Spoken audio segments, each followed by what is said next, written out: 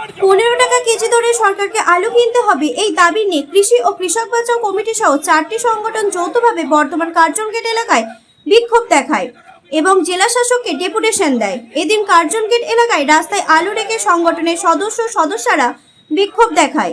এবার চলুন শুনে নিই সংগঠনের নেতৃত্বে আলু চাষ নিয়ে কি বলছেন। আমরা এখানে বর্ধমান শহরের কার্জন গেটে আলু ফেলে আমরা এখানে বিক্ষোভ দেখাচ্ছি। তার কারণ হচ্ছে একটাই, যে সরকার আজ 9 টাকা কিলো আলু কিনবে বলে ঘোষণা করেছে, কিন্তু 9 টাকা কিলো আলু কিনলে চাষিরা বাস্তবে লোকসানের মুখে পড়বে।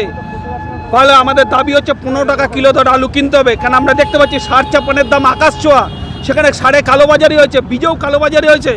ফলে আলু উৎপাদন করতে গিয়ে বিঘা প্রতি 40,000 টাকা করে খরচা, সেখানে যদি 9 টাকা কেজি ধরে সরকার কেনে তাহলে বাস্তবে কিন্তু আজকে চাষিরা লোকসানের মুখে পড়বে। ফলে আমরা অতীতেও দেখেছি যে কৃষকরা আত্মহত্যা করেছে, তার কারণ হচ্ছে একটাই, যে চাষের লোকসান।